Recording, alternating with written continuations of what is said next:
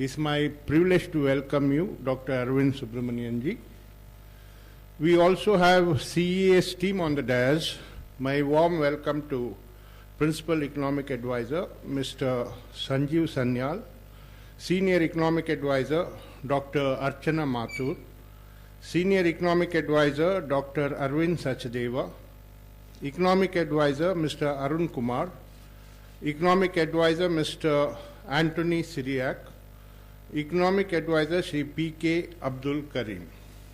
Friends, first the CA will make a detailed presentation, after which the floor is open for questions. Please follow the points of order as usual. A humble request, please keep your mobile phones on a switch off or silent mode. Over to the Chief Economic Advisor.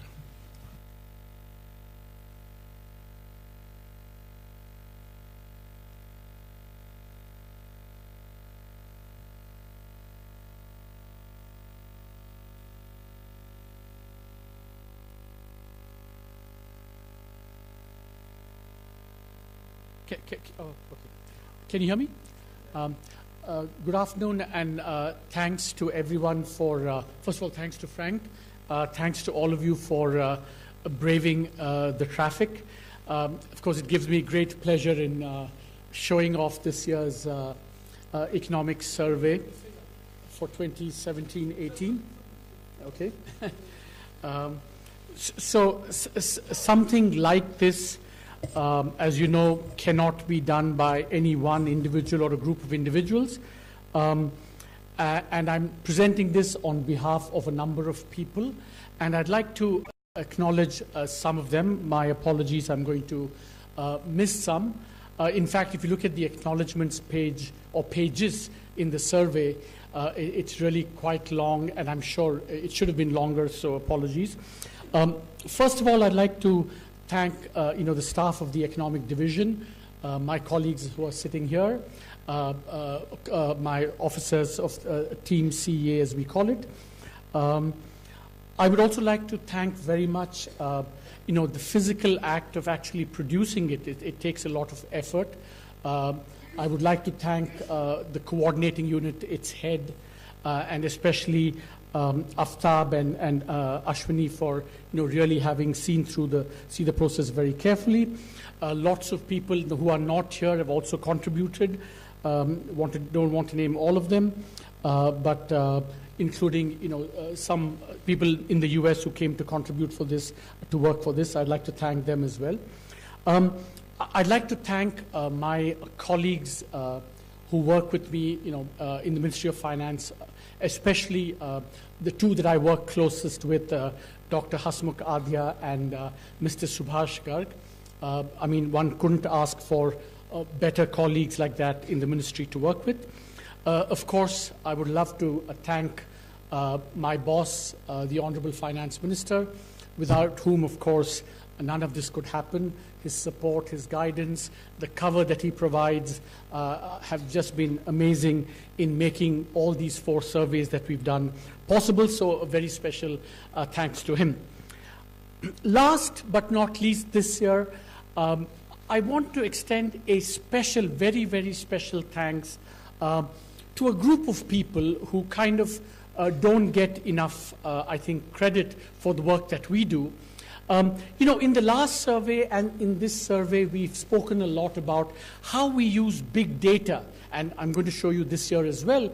We've used a lot of big data to come up with new facts and evidence. But, we can work with big data only if we get big data. And we get big data, or we've got big data, thanks to numerous colleagues in government. The deputy secretaries, the undersecretaries, the joint secretaries, the directors, in their own quiet ways, they've been helping us enormously. And I'd like to thank 2 people in particular who are here. I want them to stand up, both for themselves, but also for who they represent. Mr. Nilendu Mishra and Mr. Prakash Kumar, please stand up. I'd like to thank, it's people like this who, with their generous time, support, and guidance, who make some of the work possible here. In fact, but for Mr. Kumar and his colleagues in GSTN, a lot of the work which I'm going to show you would not have been possible. Of course, the cover is pink. We just wanted to make sure that we too, in our own small way, contribute to expressing our support to the movement in favor of women and women's empowerment. In fact, there's a whole chapter in the survey on gender. So with that, let me quickly get to the economic survey itself. This year, we have 2 volumes. We've gone back to the tradition. Last year, we did it over 2 cycles. I think it confused a lot of people, and therefore, we've gone back to 2 volumes. Volume 2 is, of course, the review of what happened over the last year. And in Volume 1, we build upon that to do some in-depth analysis and research and come up with new policy ideas. Overview of this presentation, I'm going to take about 25 minutes and then leave the floor open to questions. Frank, is that a good way of proceeding? I need to judge whether all of you are alert and awake. I don't want to bore you too much. So the presentation, it's in 5 parts: achievements, the analytical review, in particular, understanding the temporary decoupling of the Indian economy. That naturally leads to the outlook for 2017-18, the rest of the year, and the next year, and the policy agenda. If I have time, I want to highlight some of the exciting new research that we've done that's presented in Volume 1. And I want to conclude with some big and big thoughts, maybe big and hopeless thoughts, but big thoughts nevertheless. Okay, what are the major achievements this year? I think that I would single out 2 or 3 very prominent ones. The launch of the transformational GST at the stroke of the midnight hour on July 1st. I think what is really important to take away also is the fact, as the finance minister said the other day or yesterday, that not only was it launched, and for something of such scale, complexity, and scope, there were bound to be teething challenges. And I think it's fair to say that one of the remarkable things was, the mid-course, the corrective, expeditious actions that were taken, which have led to a kind of stabilization of the GST. Second, I think that, as you all know, from the very first survey onwards, we have spoken about the twin balance sheet challenge, over-indebted firms, or undercapitalized banks, which had kind of held back growth for a long time. We call that the twin balance sheet challenge. I think this year, a series of really very important steps have been taken. The resolution that's underway under the IBC and the NCLT process. And of course, very recently, the recapitalizations, actually the details were announced. I think we think of the twin balance sheet challenge as having 4 R's, recognition, resolution, recapitalization, and reforms. And I think we're now really well ahead on almost all of them. I'll talk about reforms in a couple of seconds, but I think these were very, very important. The binding constraint festering was the twin balance sheet challenge, and I think there's some decisive tackling of that's taken place.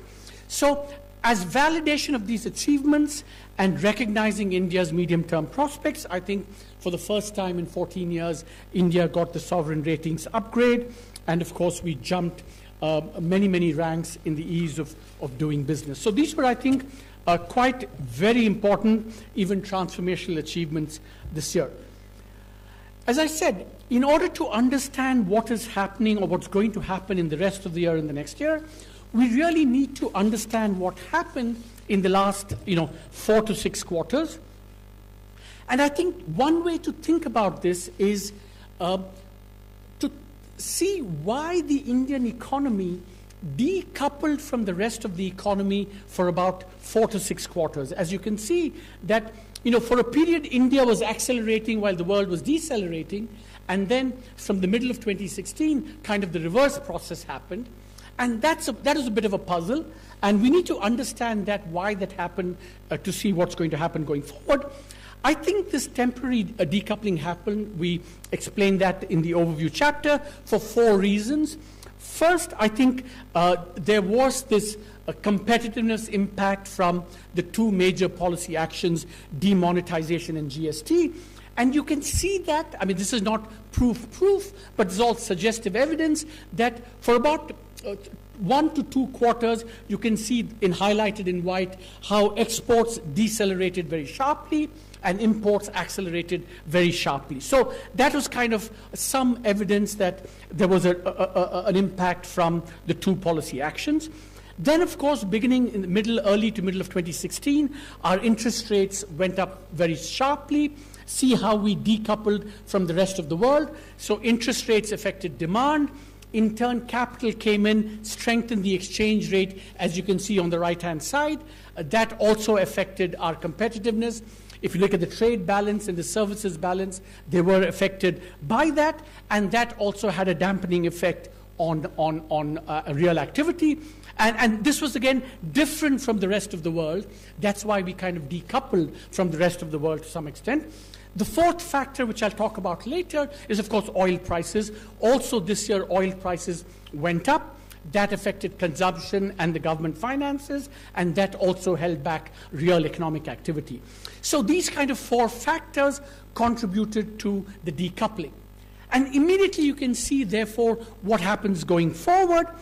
We see now that there is a robust and broad-based revival. I mean, several indicators of activity. We've shown manufacturing growth, GVA growth, even investment, exports, net private transfers, credit. They've all started to pick up. I mean, the direction is very good. The level is still below potential. Should keep that in mind. But in terms of directionally, the economy seems to be picking up quite nicely, quite robustly, and that's what's happening now. So in terms of the short-term outlook, remember that growth is picking up partly because the impact, the temporary impact of demonetization and GST have dissipated. Corrective actions have taken. I think the government is injecting a fair amount of demand into the economy. And above all, I think that exports have picked up quite briskly in the last 3 quarters, apart from that dip that I showed you. If you look at that same export chart and look at the last 4 quarters, you will see that Indian growth is manufacturing export growth is about 11.3%, which is very healthy and kind of broadly in line with the way the world economy is going. So exports are driving growth. The temporary factors are receding. Private investment going forward will depend a lot upon capacity utilization and the progress under the IBC. Consumption, I'm going to come back, is going to be a little bit challenged because of oil prices going forward. So the growth projection, which all of you have already seen, for 17-18, it's 6.75%. It's higher than the CSO's estimate, in large part because the CSO has itself acknowledged that they weren't able to fully take account of recent developments. So I don't think they would be at all, they would contest this projection in any way. 6.75 on the real, and also inflation is higher in the second half than the first half, which they weren't fully able to incorporate. We project nominal GDP growth this year for about 10.5%.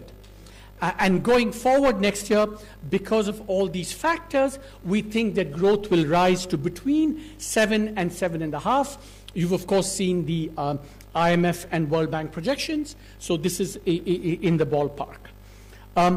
Now, all projections, these are projections. They have a lot of error bands around them. Nobody is perfect.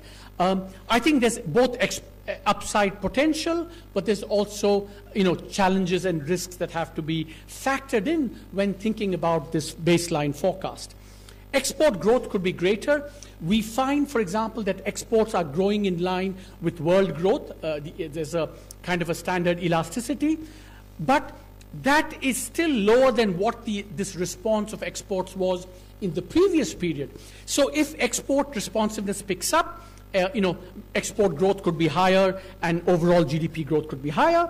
And also, I think if the IBC process progresses well, expeditiously, if actions happen on time, if they're accepted without any glitches, then I think there is a chance that private investment, after so many years of languishing, could also pick up as well.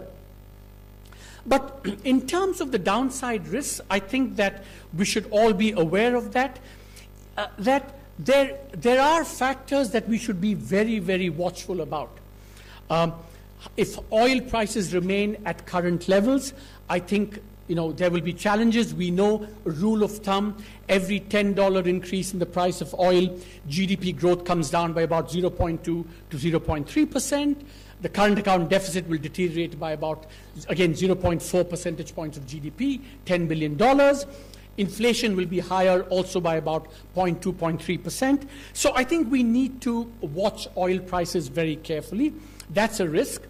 Also, sharp corrections to elevated stock prices. Stock prices are elevated. I'll come back to that in a second.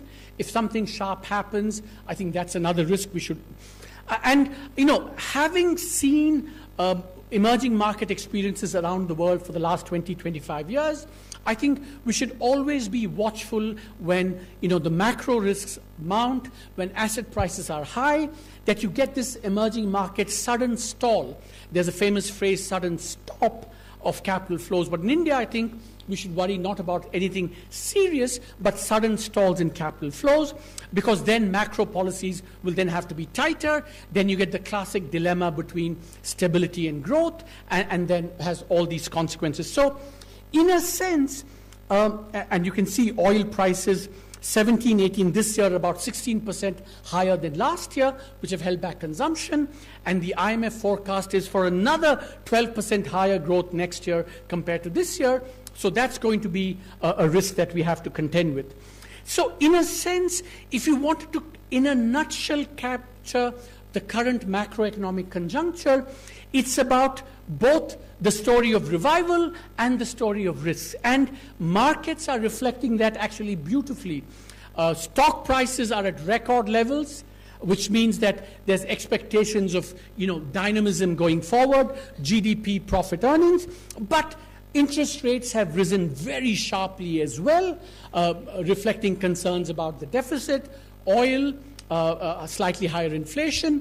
So this duality of revival and risk is in some ways the current saga of macroeconomic policy today, which I think we should take account of very carefully.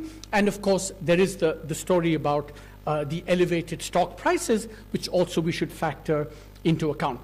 So in some ways, when people say, what is the policy agenda? And we know that this is a very special year ahead for obvious reasons, which I don't have to go into.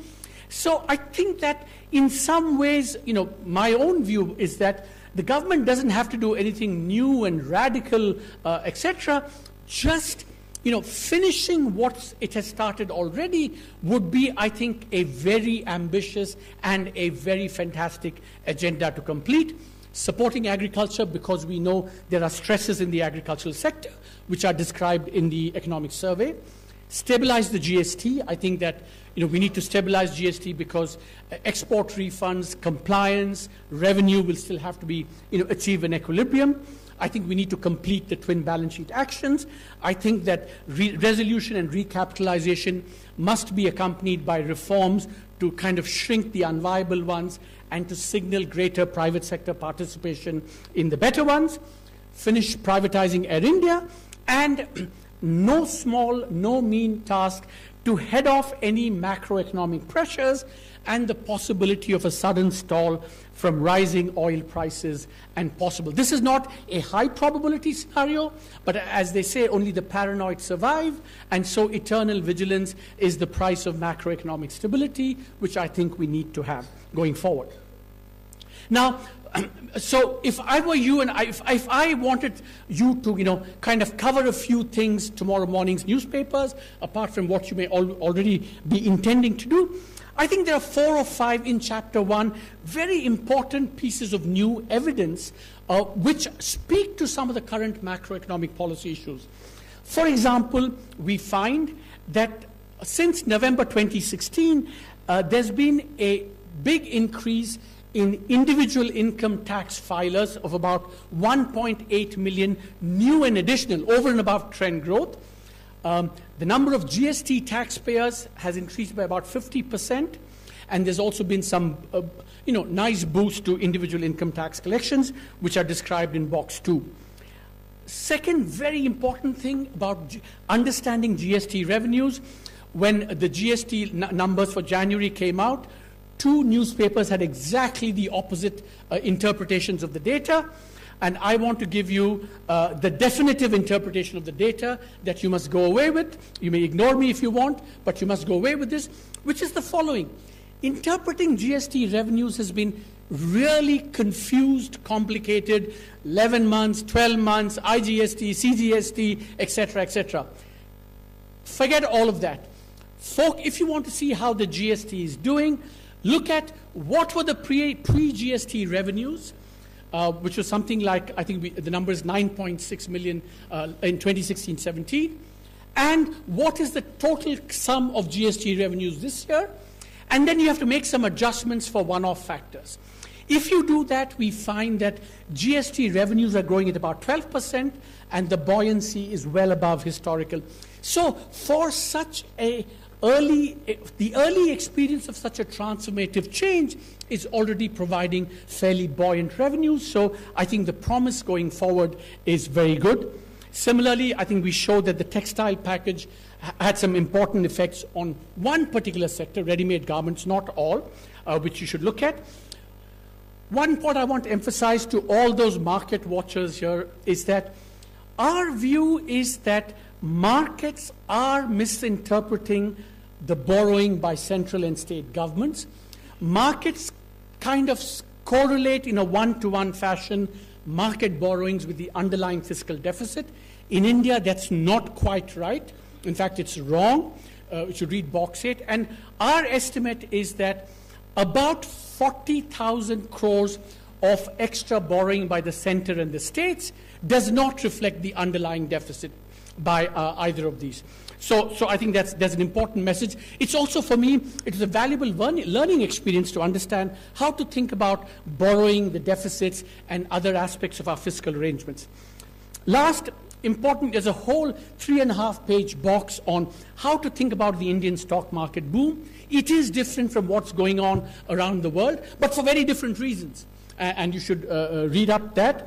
But I think that what the takeaway from that is that there is no room for complacency on this level of asset prices. We need heightened vigilance. Boredom level on a scale of 0 to 10 is 0 or 10? Stamina for 10 to 10 minutes, 15 minutes? Yeah? I take it, yes? Yes? Yes, yes. Not from this side, that side. Okay. So I want to highlight some new analysis and research that we've done. Not everything, but a few highlights. I think that, if you read chapter 2 on the GST, again, thanks to the cooperation we got, I learned 8 things about the Indian economy that I did not know. I mean, it's just amazing how much the GST is going to, forget about taxes, revenues, buoyancies, etc. Our understanding of the Indian economy is going to increase by an order of magnitude, and we have some early samplers from that. For example, I told you about the increase in indirect taxpayers. Also, how many, taxpayers filed under the GST who did not have to file, who did not have to be part of the composition scheme. Huge numbers. For the first time, I think we have estimates of the size of the formal sector in India. Formal sector employment, formal sector economic activity. And I think I was blown away. So, for example, if you take the stock of formal employment in the non-agricultural sector, our estimate is that between 30 and 50% of this workforce is employed in the formal sector. It's a stock estimate, not a flow estimate. Similarly, if you look at the structure of exports in India, very unusual, very different from other countries.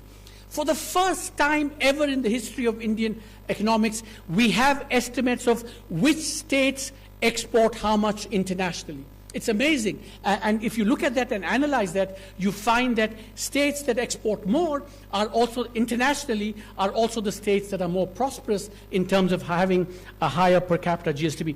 So this is just, the kind of wow, the epiphanic understanding that we got from the Indian economy is possible, and the GST is going to provide more and more such insights going forward. We have a chapter on investment savings slowdown in general. What are the lessons for India? You find that the Indian investment savings slowdown is unusual, never happened before like this. It's been long. Investment went up 9 percentage points in 4 years. It's come down by about by 6 percentage points over 8 years, and that's still continuing. And I think this has implications for how quickly investment will turn around. One very important thing is that, people, if you think about India, and in fact all over the world, people think investment and savings are the same. Routinely people will say, we must raise investment, we must raise savings. But actually there's a big difference. It's actually very much more important or urgent to reignite investment than it is to raise savings, for example. We have a chapter saying, can India continue its dynamism going forward compared to other countries, from a kind of development perspective, looking at other countries as well. And, there's a lot of talk about the middle income trap. The middle income trap turned out to be not true, but something similar could potentially happen to a low middle income country like India. It's not inevitable, but, there are these headwinds coming against countries like India, the globalization backlash, which means our exports will be affected. Can we move from low productivity sectors to higher productivity dynamic sectors? I think you see the evidence in India is still not compelling and powerful. Human capital, how are we doing?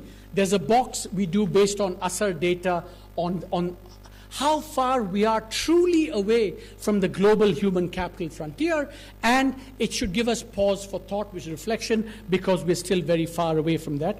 And of course, the climate change, we have a chapter on that, which I'll talk about in a second, which also. So these are all headwinds that are going to challenge India going forward in other countries, and we talk about how we should meet them. Climate change, we have a whole chapter which uses detailed data, and really want to thank Arvind and the Department of Biosciences giving us such detailed data which we were able to analyze. And we have some really, really interesting findings, how India is becoming hotter, drier, more extreme. And we calculate that agricultural incomes in the medium term could decline by about 25%. Especially, there's a big divide between irrigated India and unirrigated India, between rain-fed crops and irrigated crops. So really fascinating findings on that. We have a whole chapter on gender, and I think inconsistent with that. And lots of things to say about gender, and I'm not going to go into that. But one of the new things we say in this, which I don't think has been pointed out enough, is that we know that the sex ratio in India is highly skewed. If you go to Punjab, Haryana, you'll see it. But there is a different and maybe deeper phenomenon of son preference, which we call son meta preference. And you can get at that not by looking at the sex ratio at birth, but by looking at the sex ratio of the last child. Is the last child more male than female? And what you find is that in India, it's very striking. You look at the difference between the top two charts. That's the sex ratio if it's the last child, skewed towards males. If it's not the last child, more females. So it's really quite striking, and that's not true of a country like Indonesia and many, many other countries. So we use this to come up with a cute new kind of, it's kind of a new notional category of unwanted girls, and we estimate there are about 21 million unwanted girls in India. This is kind of parallels. Amartya Sen had this famous calculation about missing women. I think there's a kind of a deeper counterpart to that. But then on gender, there's a reason for optimism. I think we've improved on a lot of indicators, but on some indicators we haven't improved. And this deeper societal son preference is partly one of them. For the first time, we have a chapter on science and technology. I think that we are saying that science and technology needs a big push. We need to increase the R&D, and perhaps we need to do this much more in mission mode. I think very, very important, the scientific temper of debate, openness, inquiry, lack of dogma, lack of religious obscurantism. All of this, I think, is very important. I think if we are to become a major producer of knowledge, I think this requires a big push. And then we have a whole chapter on the pendency and the delays in the judicial and appellate process. I would urge you to read that. If you look at the High Court, the Supreme Court, Tax Department, appellate tribunals, I mean, the stock of pendencies is high and rising, and we think the next frontier in terms of improving the ease of doing business, where we've done very well so far, is in fact to get more timely, less delayed justice. And I think this is a chart which shows how the pendencies are rising in the tribunals and the tax department.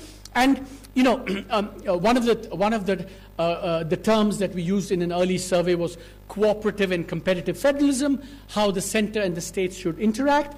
And here we have this slightly provocative idea of maybe should we have something like a cooperative separation of powers between government and judiciary, with a view to actually expediting the process of delay insofar as it affects economic activity. And that's something that we discuss in a chapter as well. So the chapters on science and technology and pendency in the judicial process are actually new and probably have not received as much focus in past surveys. We wanted to emphasize that. Now, this is my last slide. I'll stop. So coming back to the current conjuncture, a lot of achievements, revival in activity, but also nascent emerging macroeconomic pressures. So it's that we need to keep in mind as the overall framework. What are the lessons for the future? I think obviously there are lots of key medium-term challenges. Last year we highlighted some, but I think education, employment, and agriculture will continue to be key challenges. We discussed some or all of them in greater detail. I think that's well known. But I want to kind of end with two more kind of positive or hopeful lessons of the last year going forward. This is a phrase that I'm hereby taking a patent on this phrase. Anyone who uses it tomorrow will have to pay me a small royalty. And this, if you look over the last 50, 60 years in India, and I'm generalizing and being very glib, I think we've moved in terms of our attitude towards the private sector and the role of the private sector from crony socialism to stigmatized capitalism. I think that's where I think we've been for many years. Stigmatized capitalism, that's why we're very ambivalent about the private sector. I think that that is what made reforms in terms of the twin balance sheet challenge so difficult. The fear that you could end up favoring, the private sector, especially those who did these bad things or imprudent things during the infrastructure boom. I think that if we can address this twin balance sheet challenge with the measures that we're taking, it would actually go a long way, first towards cracking the problem of exit that's been a problem in India, but also it's a very, very noteworthy response in this what I call mahol of stigmatized capitalism. That's kind of, and that's something that augurs well for the future going forward. The last, and I think maybe the most hopeful thing that I take away from this last year is that all of us know about the GST and how good it's been, and also its teething challenges and how government is trying to overcome them. And I've now spoken about what an amazing repository of information and data GST is going to be.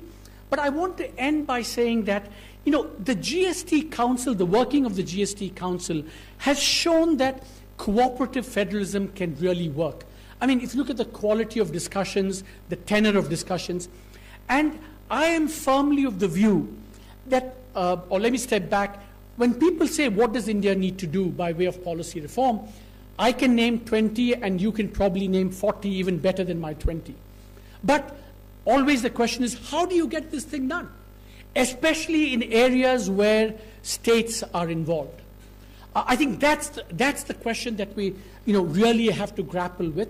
And my own view is that GST Council, cooperative federalism are almost like a technology or how-to of reform going forward, and that needs to be applied in many, many other areas. One marketed power, agriculture, DBT, portability of benefits, health, education, you name it, any area where the centers providing money, the states are involved. I think we need to use the cooperative federalism technology that the GST Council has shown can be made to work in India. Thank you very much for your time, and let's have questions now. Yeah. Thank you, Dr. Arvind Subramanian ji, for your excellent and incisive presentation. Friends, you have always been cooperative. Please, I'll call one by one. There is sufficient time. He will take many questions, perhaps all questions. So leave it to me. I will cover all of you. Don't worry about it. Let's start with 277, middle row. Yeah. Please. Sir, मैं Lakshman CNBC आवाज से सबसे पहले तो आपको बधाई देना चाहूँगा कि आपने पिंक कलर में इस इकोनॉमिक सर्वे के बुक लॉन्च किया। मेरे दो सवाल है छोटे छोटे, सिर्फ कलर के लिए नहीं, कंटेंट के लिए, क्योंकि वो कलर उसका परिचायक है। मेरे दो छोटे छोटे सवाल है सर। एक तो जो आपने ग्रोथ का अनुमान दिया 7 to 7.5%, तो इसमें संभावना ज्यादा किधर की तरफ है, 7.5 की तरफ है कि 7 की तरफ है? सेकेंड थिंग कि आपने डीमोनेटाइजेशन का जिक्र अभी तक मैंने देख नहीं पाया ठीक से, क्या इस कारोबारी साल में ग्रोथ पे डीमोनेटाइजेशन का असर पड़ा, इसकी आपने समीक्षा की, और नेक्स्ट फिस्कल में इसके असर को क्या किस तरह से आप देख रहे हैं? देखिए,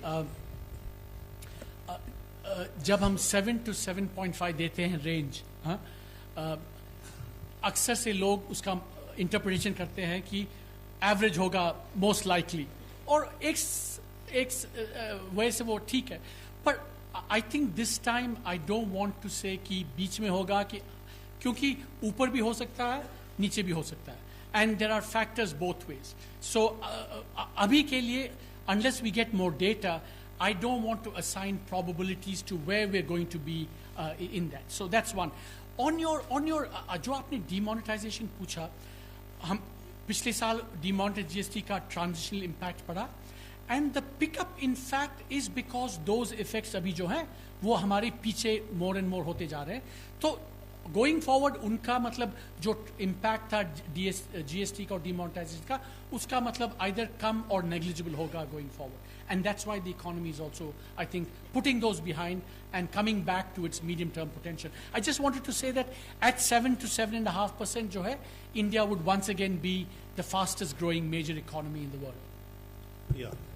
Deepshika, 1 minute, but try and not club too many questions. Let all your friends have a chance, please. Yeah, Deepshika. Please speak into the mic. Yeah.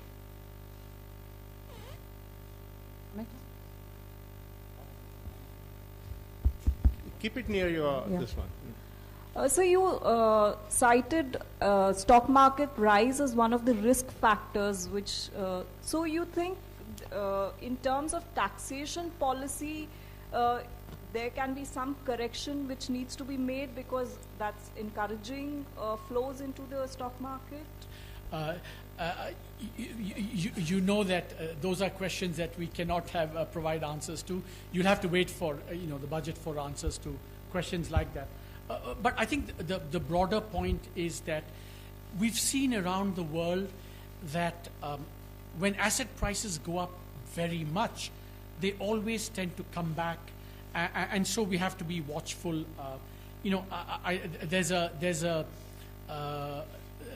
There's something you should read, and I might as well say this. When we always analyze asset prices like this, I think there are two dilemmas here. You can either make the mistake of saying, "Oh, this time is different, and stock market prices are justified." That's one mistake you can make, or you can say, "No." You can the cry of wolf trap, that you say, "Oh, interest rates are going to start rising," but people have been saying that internationally so often and have been proven wrong that you have to stay clear of both these traps, as it were. Yeah. Let me just say that the higher prices go, I think our vigilance should increase correspondingly. Yeah, Sapna, briefly. Yeah, Sapna here from CNBC TV 18. Sir, in fact, one broad question. You mentioned very clearly, the markets have misinterpreted the government's additional borrowing, and I think it's come down by 30,000 crores. So 20 is what they will borrow additionally. It doesn't really have a direct correlation with the fiscal deficit moving up or down. So can you please explain that, number one? Number two, sir, there is no clear inflation forecast, I suppose, for FY19. Would you like to elaborate? And what does it really imply for the fiscal roadmap ahead, keeping this borrowing angle that you have mentioned so far? See, I think let's be clear about two things. Your first question referred to, what the government said about how much it was going to borrow. And the Secretary of Economic Affairs made very clear what the final borrowing requirement is going to be for this year, right? That's one issue, and then, markets have interpreted that as they want to. But, No, I think I don't have a view on that. Our point is quite different, is that whatever the borrowing that's been done by the center, and especially the states, markets have misinterpreted that, because in the case of the states, for example, this year, we expect that about 60,000 crores are going to be financing, the market borrowing is not financing new deficits, but just a change in financing away from the NSSF towards market borrowing. And that's not new deficits. And I don't want markets to misinterpret that. That's the key point. Yeah, please. Yeah. Similar. There's a second question about, what is the second question? Yeah, inflation, yeah. You see, look, there's a very simple answer to that, is that we have an inflation targeting framework. There is a preferred target of the RBI, which is, the midpoint of the range. So for all practical purposes, that has to be the forecast. So Arup with Business Standard this side. Yeah, please. I'll come back one by one. Everybody will get a chance. Yes. So Arup with Business Standard. Sir, so are you saying that in spite of additional borrowing of 200 billion rupees by the center, that will not affect the underlying fiscal deficit target for the year? No, I did not say that. I think that underlying borrowing that happened reflects a certain deficit, which you will all find out what it's going to be on budget day. But I think over and above that, markets have potentially misinterpreted, especially what the states have been doing. Yeah, Shishir. Sir आपने जो 10 fact शिशिर हाँ. जो आपने 10 fact की बात की, उसमें से 9वां फैक्ट है कि own direct tax collection by Indian states and local government. जहाँ तक हम लोग की समझ है कि इंडियन जो स्टेट्स हैं वो डायरेक्ट टैक्स कलेक्ट नहीं करती हैं, तो ऐसे कौन से टैक्सेस हैं जिनके बारे में आप बात कर रहे हैं? और दूसरा मेरा सवाल ये है, जो दीपशिखा ने भी पूछा था, कि शेयर बाजार की तेजी को लेकर के बार बार चर्चा चल रही है, आपने भी कहा है कि विजिलेंट होने की जरूरत है, क्या एक बबल है ये? ये पहला क्वेश्चन मैं एंथनी से पूछूंगा कि क्या डायरेक्ट टैक्सेस हैं स्टेट्स और local governments. Anthony? Predominantly there are two. One is the tax on land, second is the stamp duty. And on the जो सेकंड क्वेश्चन है, देखिए बहुत सारे लोगों दुनिया में बहुत मिलियंस ऑफ डॉलर्स खोया है, बबल ये है, बबल ये नहीं है, बबल वो मैं वहाँ मेरे पास पैसा नहीं है उतना लूज करने का, गैम्बल करने का। पर I think that the only thing is that, see remember in all this, I know that all of you are interested in bubble hai ki bubble nahi hai, but if you read box 9, I think the important thing is to understand why it's happening and how it's different from what's happening elsewhere in the world. And the Indian stock market, this boom is very different, and make no mistake about it, it's very different because it reflects, एक तो हमारे interest rates बहुत high हैं, second it reflects a massive portfolio reallocation by investors, households, away from gold, financial saving, and real estate into stocks. That's not happened to the same extent, and part of the reason it's happened in India is because of the policy actions. So this makes the Indian stock market very interesting, but also something that we have to monitor very carefully because it's very different from elsewhere. And that's why heightened vigilance is called for. So, Yes, sir, I'm Ruchi Bhatia from ET now. Yeah, Ruchi, 1 minute. I'll come back to you. I pointed out to her. Yeah. So good afternoon, this is Surabhi from the Hindu Business Line. You've spoken about high crude oil prices. What kind of a level of crude oil price would the government be comfortable with? And secondly, sir, does this also warrant a cut in the current excise duty rates? Thank you. On oil. Yeah. Just a follow-up on that. Sir, just to follow up on that, since we are talking about crude oil prices and and you also said that we need to be more vigilant about the rise in crude oil prices, does it also mean that in terms of vigilance, the government may just reverse on the existing, subsidy, the fact that right now a lot of it is passed on to the consumers, point number one. And secondly, do you think the RBI in a way should take into account the rise in crude oil prices when they do their monetary policy calculations as well? Yeah, let me answer the set of questions on oil, right? What is the comfort level of government? I think obviously the lower the better. That's what is, I mean, and let me do a sort of a little bit of a mea culpa and say kind of where, to some extent, I myself and we had all misread oil prices. We had thought that oil would not go above 55, at most 60. And I think we've been proven wrong on that, and I think we should admit that. But I do think that there are two things that have contributed to that. Why, in a way? One, of course, is that we thought shale oil would come back at about 50-55. So far, it hasn't come back to the same extent that we wanted to, because I think we've discovered that the shale producers now are more concerned about profit margins than about just expanding activity. So the response has been less, it's been less responsive and less quick. Second, which was a completely unforeseeable thing, is what's happening in Saudi Arabia. I think that the Aramco listing is making oil prices much higher than it would otherwise be. And I don't want to get into all the geopolitics of that, but I think that's what's contributed to that. Now, how should we respond to that? I mean, in terms of your question, the RBI, obviously, it already takes that into account in its inflation projection and therefore its monetary policy. So I don't think, we need to tell the RBI to take that into account. But in terms of what follow-up action should be taken on consumers, excises coming down, et cetera, see, that's a political decision. But the government is committed to its policy of deregulation. And I think that will continue. So I'll come back to many of you. Here, yes.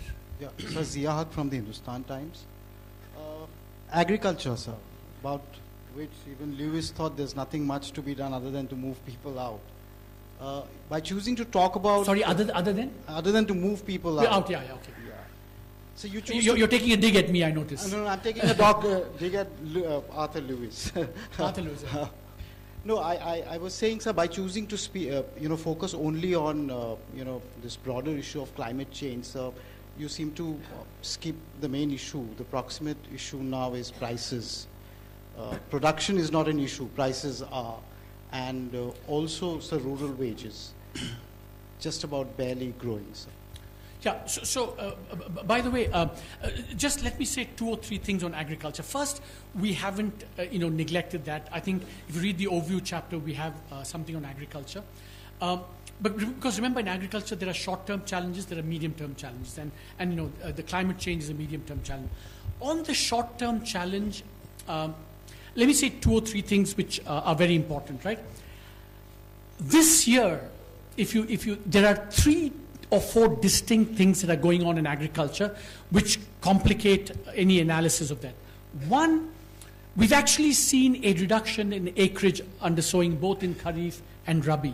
So in fact, it's not your typical surplus leading to large declines in prices. This year, in some cases, rice, wheat, even tur, you're actually going to see a reduction in production, and therefore what's going to happen in prices may not be the same as before.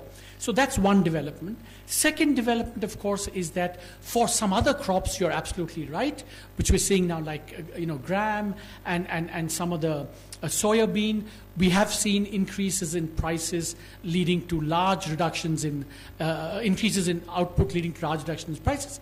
And I think there, the key thing is that we need to have mechanisms that will prevent farmers against the downside. Last year we tried to do that in pulses with more effective procurement. I think we need to do more on that. Third is a completely different category, what we call top tomatoes, onions, and potatoes. I think there it's a lot about marketing, post-agricultural warehousing, etc. So they require completely different responses. And lastly, wage declines. Yes, it's not that, wage growth has decelerated. It used to be at 7 or 8% in real terms until a few months ago. And I think this year, because the sowing has come down, the demand for labor has come down as well. So certainly, it's part of the cluster of issues that need a lot more. That's why in my policy agenda, if you notice, the first bullet point was support agriculture. Yeah, please ask your question. Sir, good afternoon. This is Siddharth from Bloomberg. So your overview of the Indian seems to be suggesting that Indian economy is entering a very challenging times ahead. So would you agree to that? See, don't put words in my mouth. As I said, there's a story of revival and there's a story of some macro challenges. So both coexist. And so the revival story is, you see all the high frequency indicators are, starting to, come back from their bottoms and they're accelerating. But we're also seeing from oil, from concerns about the deficit, some macro pressures that, they're not threatening at this stage, but it's something that we have to be watchful about. Yeah, 252. Siddharth. But by the way, before I came here, someone said, "Oh, you're very bullish on the economy." So you have to make up your own mind. Sir, this is Siddharth from the Times of India. Sir, just wanted to understand, in the first chapter, you talk about the fiscal issues and you're suggesting a pause in the general government fiscal consolidation compared to last year. This is on page 24. Is that a correct reading? See, I think that the Secretary has made clear what the borrowing is going to be this year. I think we'll have to see what it implies for the deficit. This has been an unusual year because of GST and demonetization, so we'll have to see. But no surprises, all these are well known. Yeah. Sir, this is Chetan from Business Television India here, right in front of you. Sir, I would like to ask you, just mentioning about the agricultural reforms that the country needs to undertake. So can you suggest some medium and short-term measures that you are planning so that we can achieve farmers for income or doubling farmers' income by 2022? Well, you want actually the chapter on agriculture has a lot of these measures. What we need to do both in the short term and the medium term. But remember, and I'm not saying this to evade the question. For 50 years, people have said what needs to be done. What needs to be done is not difficult at all. I think it's how we achieve it. Because remember, there's something that all of you, now let me turn a little bit a professor rather than a chief economic advisor. When you say what needs to be done, and I say something, say you must do this, someone can turn around to me and say, but why hasn't it happened the last 50 years? So you need a good response to that question. And so I think that's why we need to think more about how we need to do these things. How do states think about agriculture? Why aren't states more responsive to declining farmer incomes? And then how can the center and the states work together? So those are the kinds of things I think we need to think about. Yeah, please ask me. Hello, sir. Meghna Mittal from Business Television India.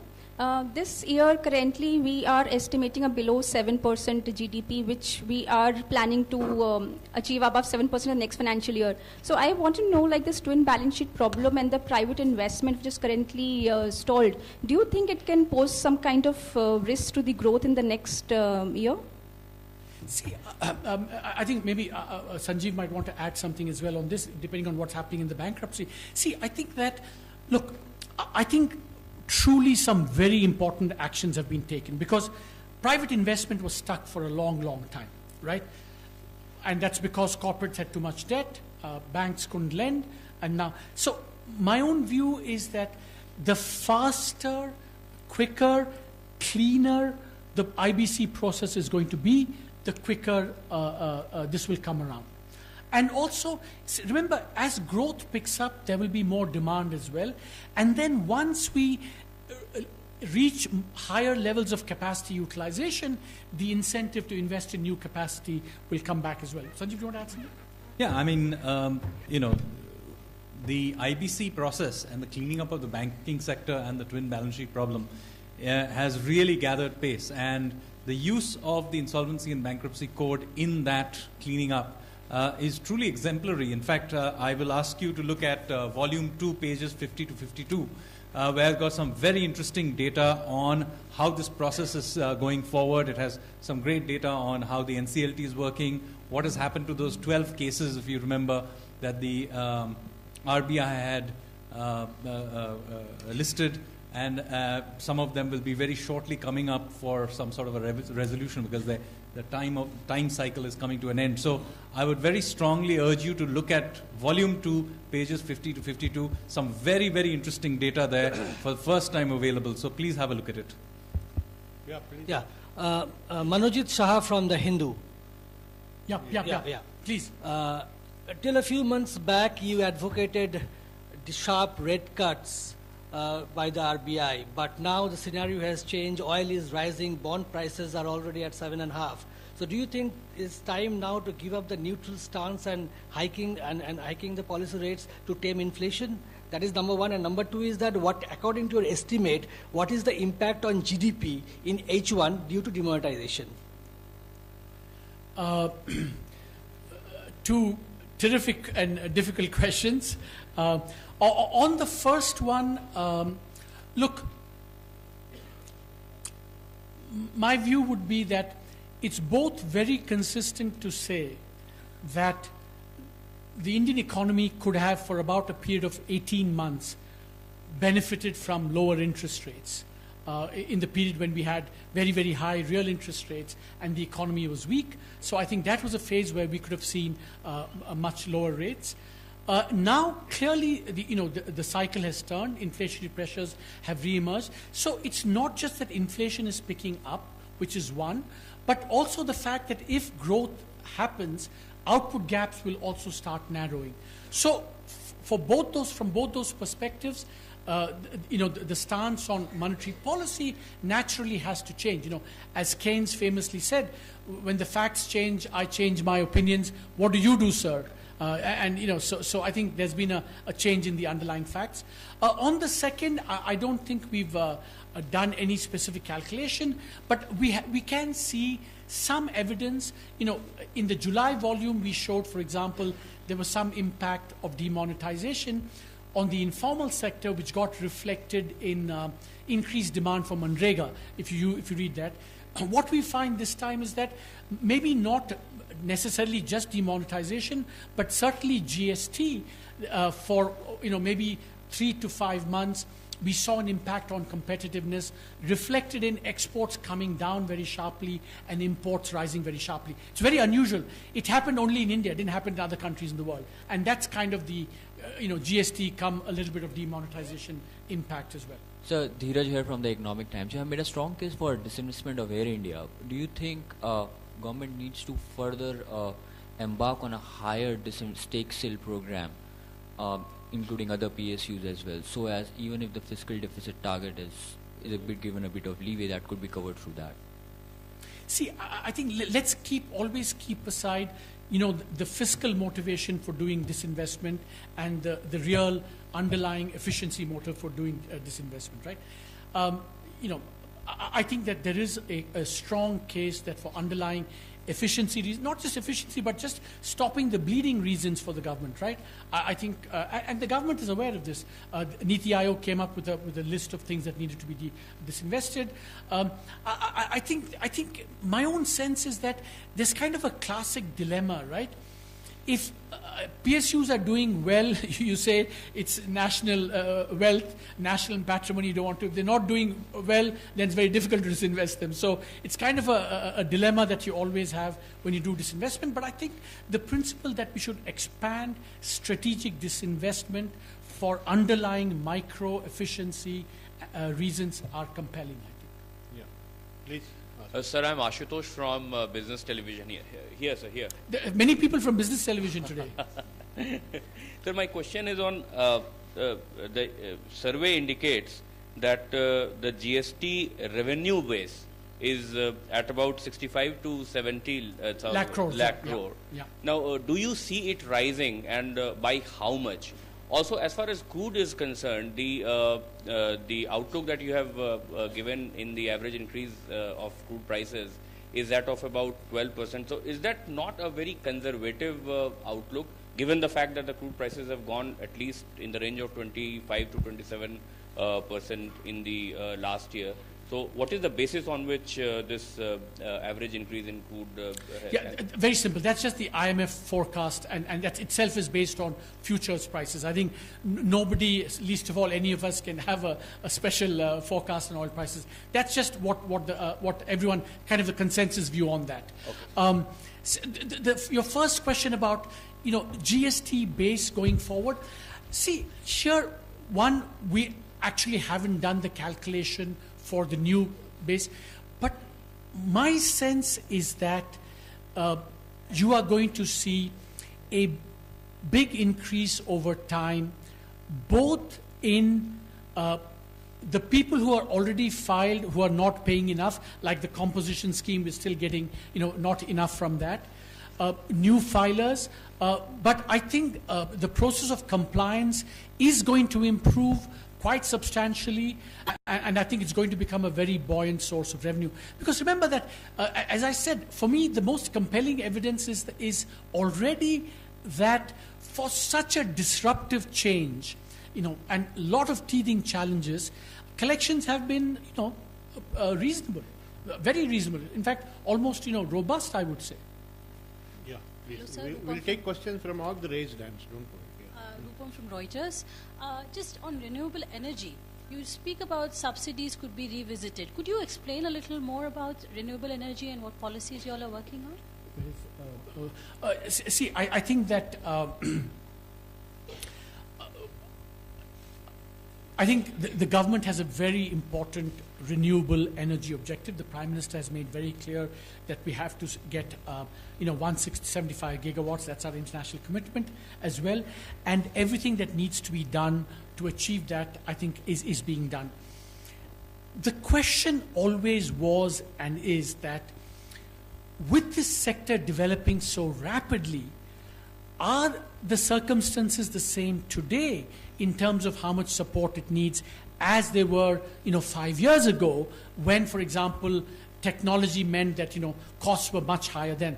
Technology has really brought down costs a lot. So it's a kind of a dynamic process of evaluation that you need to do all the time. That perhaps you could meet the target and have lesser support for it, and that's the kind of ongoing exercise that government will undertake and is going to undertake. Yeah, please. Sir, Nikunj Ohri from Bloomberg Quint. The survey says that GST revenues are growing at about 12%, and based on average collections, the single revenue neutral rate would be 15 to 16%. So how soon do you see India moving towards a single GST rate, since the FM has been quite clear that we cannot tax a rubber chappal and BMW car at the same rate? Yeah, that's true. See, but I think that my answer to that's very clear, right? I think that over some horizon, say maybe 3-5 years, we can think in principle of having one rate, because we see the benefits from that are so compelling. But I think in the short run, there is a case for greater simplification and greater rationalization. And the FM has spoken about that. Dr. Adya has spoken about that as well. Because at the moment we have 5, 6, 7 rates. I think there's scope for much greater rationalization. So let's not make the best the enemy of the good. I think we can get from a very complex to a less complex one, and that's always on the agenda. That's on the agenda. My dear friend, you're not going to combine a TV bite and a question. Okay, ask one question. Sir, you mentioned, Tushar here from ET now, you mentioned in the survey that monetary tightening by developed countries can cause some sort of financial trouble in developing countries like India. But what do you make of the hawkish stance of the RBI, and what kind of an impact do you see on the economy? And on the fiscal deficit part, has the government formed any opinion of the NK Singh committee? Like, can it be implemented? I think, views on the NK Singh committee, we will, all this will be part of, discussions over the next, budget thereafter. I think you will get fine answers to that going forward. The other question on, international, See, look, internationally, I think the million-dollar question internationally is really, is the 30-year rally in bonds over? And, you know, is that going to happen in a smooth way, in an anticipated way, or is it going to happen with some surprises? And I think the jury is out on that, you know. Many central banks are moving away from QE. I think Treasury across the world, you know, interest rates are rising, but the question is whether they will rise much more stronger and faster than we currently anticipating or not. As it is, I think 4 rate hikes are already factored in for this year, I think. Yeah, madam. Sir, this is Anuradha from New Indian Express. Like, you know, while this survey has covered a lot of interesting, added interesting chapters, it has been silent about this job creation, when so many concerns have been raised about the jobless growth of India. So anything that you would like to add on? Yeah, so that's a very good point. I think I would say that there are 2 or 3 places where the survey speaks directly to that, right? One is that we provide evidence that the textile package worked. So similar such, you know, the government has extended that package to leather and footwear. I think so.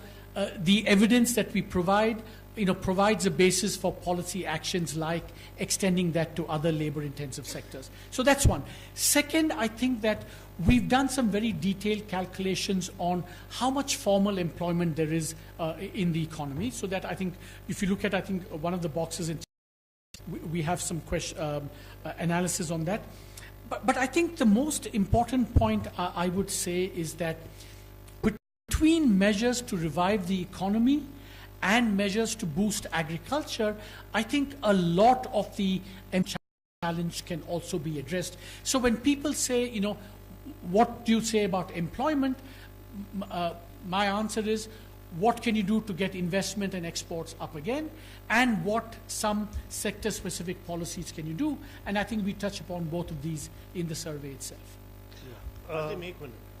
Sir, Sunny Verma from the Indian Express. I just want you to take you back to the first economic survey where you argued that given the political mandate for reform, India has reached a sweet spot, rare for nations, where we can hit the double-digit growth trajectory in the medium term. Now, given the CSO projections of 6.5% for this year, which former CEA Kaushik Basu says is below the 30-year average growth for India, and you highlighted that GST has stabilized, demonetization pain is behind us, ease of doing business ranking has increased, and series of reforms have taken place. How do you explain this conundrum from the fall from the expected double-digit growth to 6.5% growth for this year as per CSO? Our number is 6.75 now. It's not 6.5, right? Terrific question. Yeah, terrific question, and I'm glad you took me back to that first survey where we spoke about the sweet spot, right? Look, I think that relative to that assessment, so a few things have happened, right? As they say, stuff happens, right? One of them is, of course, that certainly at that point, perhaps I had underestimated the overhang and the drag that the twin balance sheet was exerting, right? So in that sense, I think the twin balance sheet was exerting a bigger drag than certainly I had expected it to at that point in time. So I think that's going to, now that's changing, and therefore if that comes back, I think we can expect to go back towards a medium term. And of course, in between that, things have happened. I think we had, as I explained, even because in fact, remember the way we phrased the analysis here is, why did we decouple both from the rest of the world and from our own long-term, whatever medium-term trajectory? And I gave you, 4 reasons for that. Demonetization, GST, high interest rates, oil prices, all of that. Those factors brought it down to 6.75. 2 of them are behind us. Interest rates are now also slightly lower than they were. And so I think that's why we expect we can go back to that our medium-term potential, which is somewhere, we've always said that it's between 8 and 10%. And I think over the next few years we can get back to that. But again, you know, now suddenly oil prices are higher. And so, you know, the world evolves, it's very dynamic. Sir Aseem from CNBC Awaaz अगर agriculture की बात करूं तो पिछले 4 साल में growth जो है स्टेगनेंट रही है, रेवेन्यू जो है वो स्टेगनेंट रहा है. हम अब बात कर रहे हैं 2022 तक किसानों की इनकम डबल करने की, तो हाउ रियलिस्टिक इज दैट और व्हाट स्ट्रेस आपने कहा कि उसको देना पड़ेगा, उसको थोड़ा सा सपोर्ट देना पड़ेगा, तो कौन सा सपोर्ट हम एक्सपेक्ट कर रहे हैं गवर्नमेंट से? देखिए अगेन मैंने पिछले क्वेश्चन में यही पूछा था और मेरा सवाल तो वही है. देखिए I think farmer income double करने की I think there are 2 things. एक जो फार्मर को जो शॉक्स होते हैं, you have to protect against the downside, वो पहला करना पड़ेगा. जैसे प्रधानमंत्री फसल बीमा योजना, डिफिशिएंसी पेमेंट्स अभी ये मध्य प्रदेश में चल रहा है, minimum support price, procurement, price stabilisation, those are things to protect against the downside. And पिछले 2 सालों में ड्राउट भी हुआ था 2 साल, उसके लिए government has taken some actions. But then you also want to increase farmer income, and that's about productivity growth. I think that we have to increase agricultural productivity very rapidly. We also have to, and my friend here doesn't like my saying so, but it also means that we have to get more people out of agriculture towards higher productive activities, maybe in the rural sector, but or in the urban sector. So, you know, we have to do everything. There's no one, कोई एक चीज हम ऐसा नहीं कर सकते हैं या 2 चीज या 3 चीज जिससे सब प्रॉब्लम सॉल्व हो जाएंगे. बहुत चीजें करनी पड़ेंगी. Sir, Timsi from CNBC TV 18. So you talked about an additional hour. When we see that already a few reforms have already taken place, such as GST, we've already taken place demonetization and Operation Clean Money, etc. What do you think is actually going to be the new reforms that can push our growth from 6.75 this year to the target that you are talking of 7 to 7.75? Remember, I said that are in the context of the twin balance sheet challenge. That's what I think that if the policy agenda that I laid out is done, we will reach the forecast that, you know, we've put out in the survey of 7 to 7.5%, because, you know, the shocks of the past have receded, and, you know, interest rates are different, and the twin balance sheet problem is being addressed, and exports are picking up. You know, don't forget that compared to 2 years ago or even 18 months ago, the world economy is very different. Exports are picking up as well. So on the strength of all those factors, I think we can reach the 7 to 7.5. The reforms I had in mind were much more in the context of banking, which is that, you know, the unviable banks have to be shrunk, and we need to have much more private sector participation in the good banks going forward. Yeah. Sir, Asit here from Mint. You just said for growth revival, it seems you are putting too much onus on export growth pickup, and in the absence of... जैसे देखिए अभी मैंने 4-5 चीजें कही, आपने कहा you're putting too much on export pickup. Yeah. But please continue. Yeah, in the absence of a quick revival in private investment and consumption. So does it not putting too much risk on the prospects of growth revival? No, you see, again, we reached 6.75 after 2 big policy actions that had transitional impact. So if you take that away, that will naturally give some delta to growth going forward. That itself gets you to 7 whatever, right? So I think that those going away, exports picking up, investment possibly if the IBC works well, that will also add. And so you have a combination that can get you to 7 to 7.5. Yeah. This is Partha Venkateshwaran, freelance journalist. For the last 3 years, the international crude prices have been quite low.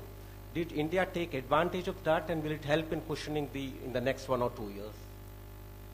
Yeah, I think that, the finance minister has answered that question very well, that when oil prices came down, the government responded through a combination of passing some of it on to consumers and using the rest to finance more public investment. So that was broadly the combination that was used that's how the oil windfall was used.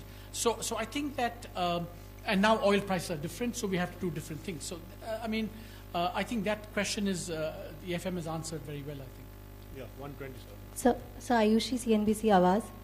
Boolean and James and jewellery sector के लिए आपके क्या views हैं? Gold पे import duty काफ़ी ज़्यादा है, उसमें स्मगलिंग भी बढ़ रही है, तो आपको क्या लगता है कि एक सेक्टर के लिए कॉम्प्रिहेंसिव पॉलिसी लानी चाहिए सरकार को? आपके views? I will pass it on to any of my colleagues who want to speak about gems and jewelry. Anyone on gems and jewelry? Huh? No one has a strong view on gems and jewelry? I think that, no, look, dekhiye, the thing is that with the GST and demonetization, I think the gold sector has been affected in, I might say, desirable ways. I mean, we do want to bring that down. I think government will have to take a broader view on, what's happening, in terms of gold imports, in terms of smuggling. Is it the case?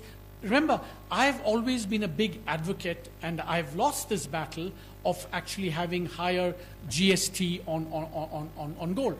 So maybe at some point we must reevaluate the import duty and the GST. Maybe there can be some rebalancing. But let people get used to the the new taxation under GST of gold, and then I think we can reassess. Yeah, please. Sir मैं आलोक जी business से sir. आपने sir कहा है कि ease of doing business को achieve करने के लिए एक जरूरी कदम ये होगा कि जुडिशियल पेंडेंसी को ठीक किया जाए सर. हाँ. इसमें आपने कुछ सजेशन भी दिए जिसमें आपने कहा है कि लोअर कोर्ट को स्ट्रेंथन करने की जरूरत है. तो आपका क्या मानना है कि अगला जो बड़ा कदम सरकार का होना चाहिए जुडिशियल रिफॉर्म्स की तरफ होना चाहिए? जुडिशियल रिफॉर्म होगा तब जाके ease of doing business achieve हो पाएगा? हाँ, इनफैक्ट हमने उसमें बहुत सारे रिकमेंडेशंस दी हैं. And the important point is that government and judiciary should work together to bring about some of these reforms. उसमें बहुत सारे चीज़ें हैं, जैसे there are also cases जहाँ पे tax department बहुत litigate करती है, उसको हम कम कर सकते हैं. Lower courts, we spend much less on the judiciary than other countries in the world, तो वो भी बढ़ सकता है. High courts and Supreme Courts can evaluate what they can do to reduce the workload. Some of the workload, maybe they can reduce automatically by doing some things as well. हमने recommendations दिए हैं. So I think that we could do, chapter के end में पढ़िए, and then judges को भी दिखाइए, and then let's see what happens. Yeah. So this is Shomik from the Week magazine. So my question, I'm here, sir. Yeah. I can see you. Yes, sir. So my question to you is related to jobs and demand. I think we are seeing a dearth of both of these in the economy. Does the survey has a view? Did you study in JNU, my friend? No, sir. No. On demand, University. I'm pulling your leg. The thing is that, look, dearth of demand. I don't want to, maybe you should come to my next MOOC on this massive online course. We can talk about demand. Look, I do think the economy is picking up, and there was a deficiency of demand, because interest rates were high. But I think now that is changing to some extent. Government has also been, injecting demand into the economy. Real interest rates have come down. World demand is picking up. So I think now compared to say 8 or 9 months ago, the case that there's less demand would be a little less compelling than before. Yeah, the last row. Hello. Yeah. Jobs, I've answered the question. I will come back to you, yes. I'm Ravi Shankar Kapoor. You talked about stigmatized... Identify which organization? I'm a freelance journalist. Oh. You talked about stigmatized capitalism. What is your government doing to scale down the phenomenon of stigmatization? See, stigmatized capitalism is a 30, 40-year phenomenon. It's not due to government, any one government doing anything. I mean, it's about how this thing has evolved over time. As we discussed in the opening chapter, it had to do a lot with, how the license quota control Raj evolved. what happened during the 2000s with all this, the infrastructure boom, the bad decisions that were made, all the scandals that happened. So it's a long-run process. It's not any one government. And I think that what government can do is, if the IBC process, if the twin balance sheet challenge can be addressed, I think we can chip away at stigmatized capitalism. Sir, I'm Neha from Reuters. I've got a couple of questions. One, in the survey you mentioned that having perhaps an ambitious fiscal consolidation target in an election year may not garner credibility. So could you elaborate on that in terms of what kind of fiscal deficit target should the government be looking at? You can talk about a range. The other thing is, sir, you said that the monetary policy has to change. So what do you anticipate, where do you anticipate CPI inflation? Maybe you could give us a half-yearly estimate or a quarterly estimate there. And when do you do you expect monetary tightening in this year or the next financial year? The first question was on fiscal, yeah. See, look, simply thinking as a, kind of, in terms of the macroeconomic cycle, if activity is picking up, output gaps are closing, and inflationary pressures are mounting, you would say that you should actually have a pretty healthy fiscal consolidation. So that's what the cycle would dictate for next year. However, you also have to take into account the fact that, if you make, you can't make promises that would be difficult to meet. So it's that compromise between those two, which we clearly spell out towards the end of chapter 1, that will have to determine where fiscal policy should be. Cycle calls for ambitious consolidation, but the cycle, the political and other cycle calls for, maybe more modest consolidation. So it has to be a balance between the two. And on inflation forecast, we know that in the fourth quarter, inflation is going to be higher. Arun, fourth quarter is going to be about 5% quarterly average CPI, but that will start coming down. And under no circumstances can we or should we forecast for next year anything other than what the RBI's target is. That is just not, because that's like saying they won't meet their objectives, and I don't want to do that. 163, please. Sir, मैं Anil ETV news से, universal basic income को लेकर पिछली बार चर्चा हुई थी budget के बाद, उस मोर्चे पे हम कहाँ तक पहुँच पाए हैं? देखिए, आपने बहुत अच्छा सवाल पूछा, but I'll be honest with you. देखिए, जब हम सर्वे लिखते हैं और आइडियाज प्रेजेंट करते हैं, हम ये कभी नहीं सोचते हैं या कि हम चाहते हैं, पर ये कभी नहीं सोचते हैं कि अगला साल इम्प्लीमेंट हो जाएगा. I've always said कि क्योंकि बहुत सारी चर्चा हुई उसके बाद UBI के बारे में, और अभी भी चर्चा चल रही है, not just in the center but the states, they are discussing this. And मैं आपसे एक शर्त ले सकता हूं, अगर आप लेंगे तो मेरे साथ, कि within the next 2 years at least 1 or 2 states will be implementing UBI. Sir, Ritu Parna from CNBC TV 18. Sir, it's a follow-up question to Asid's question on exports. The WTO projections say that in 2018 the world trade would gain a lot of traction, but in 2019, 2020 that traction would be coming down. So how are you saying that exports will be a big driver of this growth that you are projecting? Will it be through government incentives? Because ultimately it's competitiveness which will give us more market access in other economies. So look, let me say 2-3 things. I'm glad you asked that question. The IMF is projecting higher growth next year than this year, 3.9% relative to 3.7%. Point 1. Point 2, the interesting thing about 2017 is that world trade to GDP ratio is going back from the very, very low levels of the global financial crisis. So essentially, for not only is GDP growth picking up at the world level, but for every unit of GDP growth, the amount of trade is picking up as well, as it was in the 2000s. So both of these factors will help India on both those. So that's why we are projecting robust export growth this year. However, you're absolutely right, is that that's the demand effect on exports. They're also affected by relative prices. If our exchange rate keeps appreciating, then some of that benefit will be clawed back.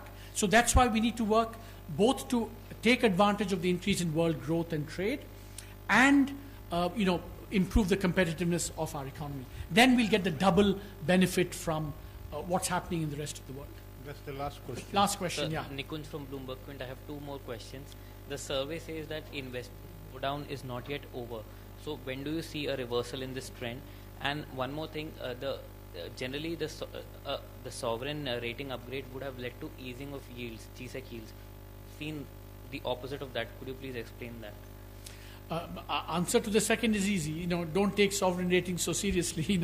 I'm joking. But the obvious answer is that lots of other things have happened in between, like oil prices, world interest rates, concerns about our own fiscal deficit, our own inflation. So a lot of things have gone on, which have and the first question was on investment. Yeah. So I think that what the cross-country experience shows is that when you have investment declines, which are the result of balance sheet things, they take much longer to recover.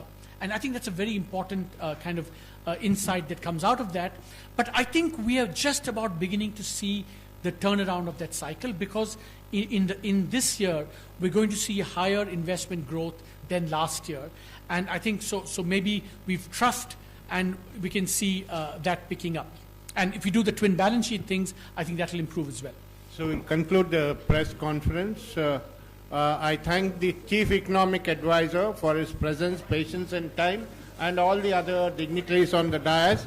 Friends, please join us for tea on the 4th floor, and thanks for being cooperative.